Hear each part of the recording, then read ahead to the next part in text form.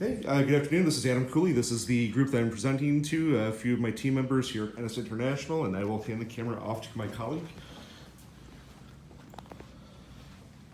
Okay, so the subject of the presentation is age discrimination in recruiting.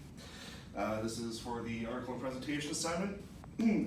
Quick disclaimer, since you all technically work for me, this is on behalf of myself, not on behalf of NS International or as a function as my being a part of the management team at NS International. Participation is completely voluntary, so if you do not wish to participate, leave now. Everybody still here? Thank you. So, the subject is regarding age discrimination in recruitment. The EEOC basically states that the law is protect against age discrimination for people who are over 40. This means that if you feel you have received what they call disparate treatment because of your age, then you have the capability to visit with HR and file a complaint. If you feel like they are not taking action, then you can, of course, file a claim with the EEOC.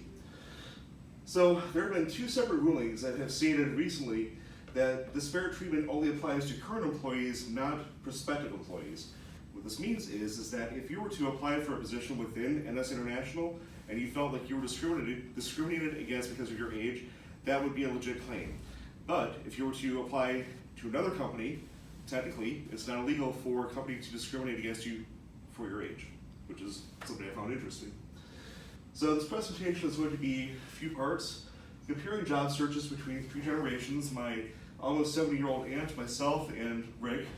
Provide two scenarios that outline claims of discrimination, and then finally the HR perspective. I met with somebody across the hall for their take on these two cases. So how do we get in these various positions? My aunt, Kathy Wood, she's 68, she's a retired senior vice president from Bank of America. She started her career back in 1975. She walked in to the branch, applied as a teller. She eventually grew through the ranks to branch manager, to regional manager, to vice president.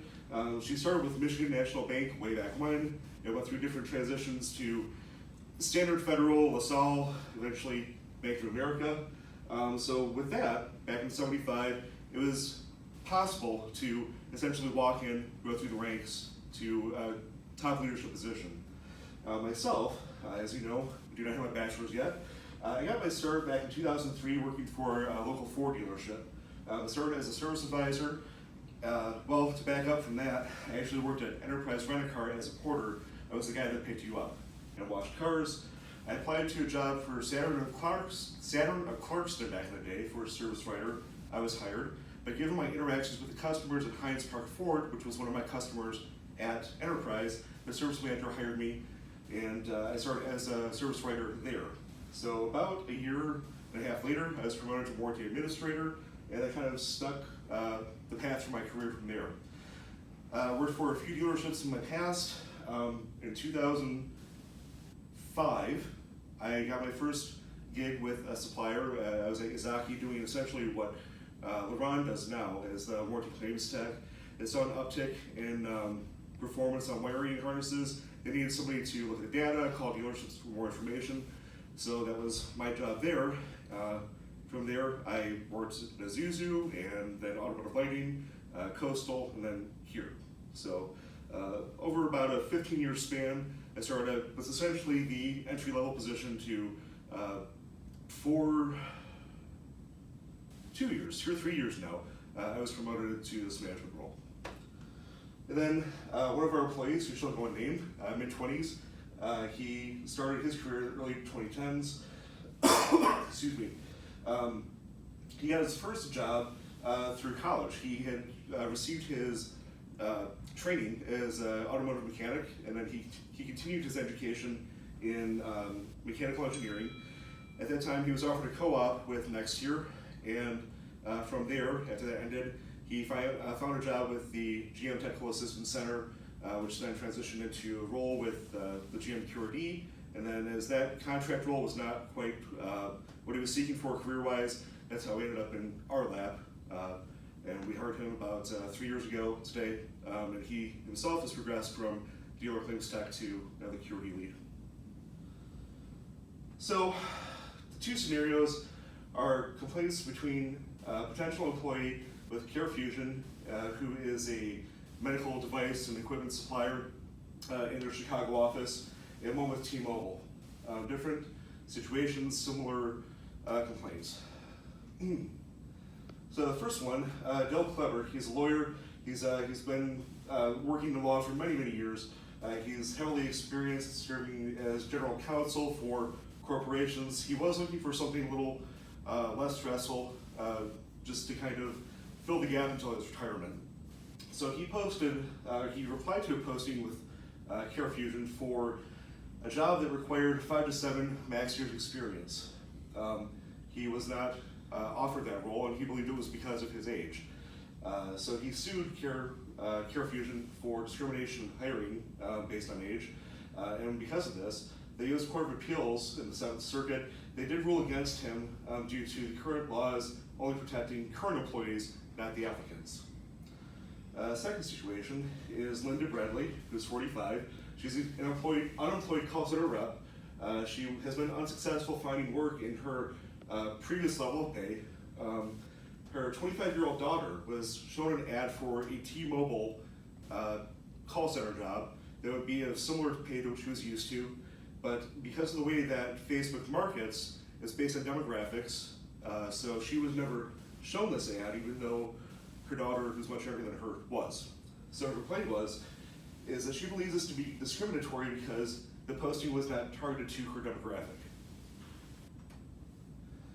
So from the HR perspective, neither situation is illegal or unethical. The employers post job advertisements based on the requirements defined by the job analysis. This means that CareFusion was looking for probably somebody straight out of college, 5 years out of college. This would be a very low-level legal position, somebody who's doing support staff work, not so much leading cases by himself. So with that, the pay would be commensurate with that level of experience. So when we hire, say, a level 1 engineer versus a level 3 engineer, our level 1 engineers would have language in their job descriptions such as supporting the teams, not so much developing or leading. And then a level 1 is clearly paid less than a level 3 would be, because a level 3 is going to be that person who is going to serve as basically the project lead, the TPL, and they'll be the one determining next steps and designing projects and getting resolutions.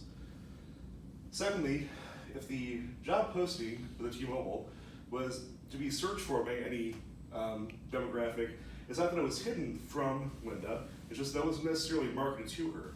So if Linda were to go onto the website and look for T-Mobile call center jobs, that would be available to her. It's just that Facebook didn't show it to her.